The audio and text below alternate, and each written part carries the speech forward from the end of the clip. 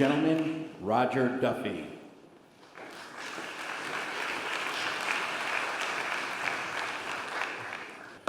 I'd like to first of all thank the MAS and the RPA for creating this dialogue in the public realm about important issues affecting New York City. So well done to them. It's a privilege on behalf of everyone at SOM to be here speaking to you today. We did do a scheme for reimagining Penn Station. We were one of the teams to do that. I'm not going to show you much of that, though. I do want to talk to you about vision and will, the subject of vision and will, relative to various things that have happened, significant moments, turning points that happened in the history of New York City. I think they suggest in various ways what's possible if we put our minds to it, if we insist that our public leaders get things done that can help improve the quality of life in New York City.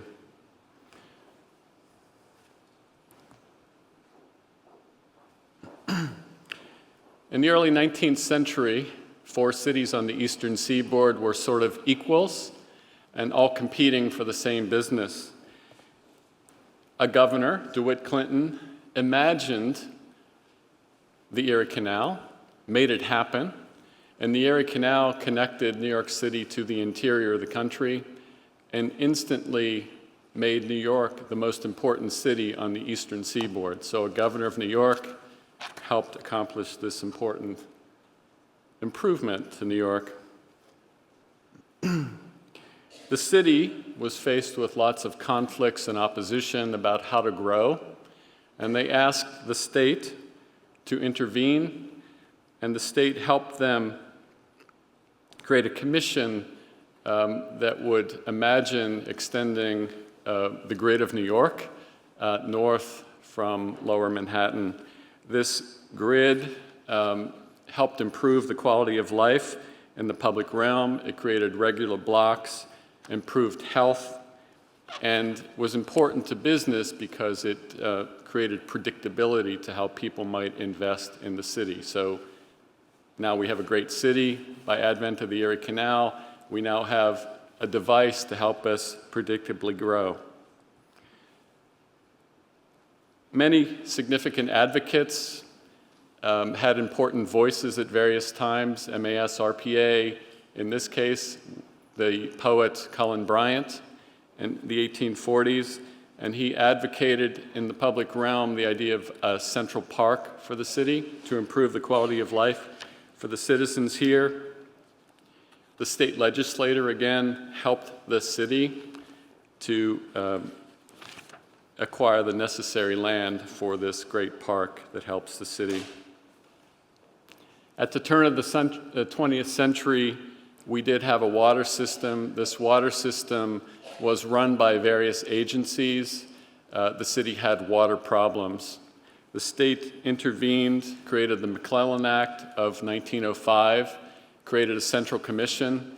The central commission helped solve our water problems, and soon after this commission was established, greatly expanded the water resources up into the Catskills, improving the quality of life for the citizens of New York.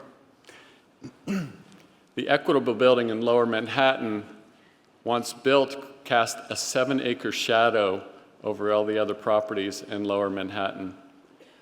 The state helped the city establish the first City Planning Commission back in 1913. It soon envisioned the zoning resolution of 1916. Why is this important? It was the first comprehensive zoning resolution in the country, but it was also one that dealt with qualitative subjects like helping light and air reach the public realm and also adjacent buildings, improving the quality of life for all the citizens of New York. We had 2 competing subway systems that were privately run. We created a third.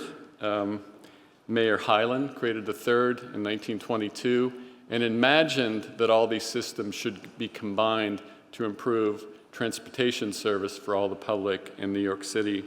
This idea was realized in the 1940s after he passed away, but we now have this fantastic transportation system available to all citizens in connecting this great city.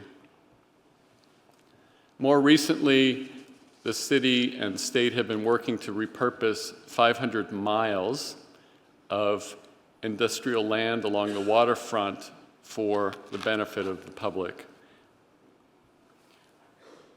All these things are amazing. Individuals, the city, the state, in various combinations have come together and imagined and accomplished things that have helped and greatly improved the city. These are threshold moments, I would say. So we can do this again. We can do this for Penn Station. Penn Station isn't a big piece of infrastructure that goes across the entire state. It's not 500 miles of waterfront that should be repurposed. It's a building that sits over existing tracks. We can do this. We can accomplish this. It can be pleasant. It can be improved. This is part of our scheme. Not that it really matters. It's indicative. It can be open. It can be public. It can be a catalyst for growth around it. It can improve our connectivity to the rest of the country, the rest of the rail lines. It could be directly connected to airports, something New York desperately needs. It can support a great public park over this new train station and around it, something that would anchor West Midtown Manhattan. And it can support vital public-private growth on top of it and around it in a symbiotic way. So that's our presentation. It's about vision and will, and I think it fits well into the context of what MAS and RPA are trying to do. Thank you very much.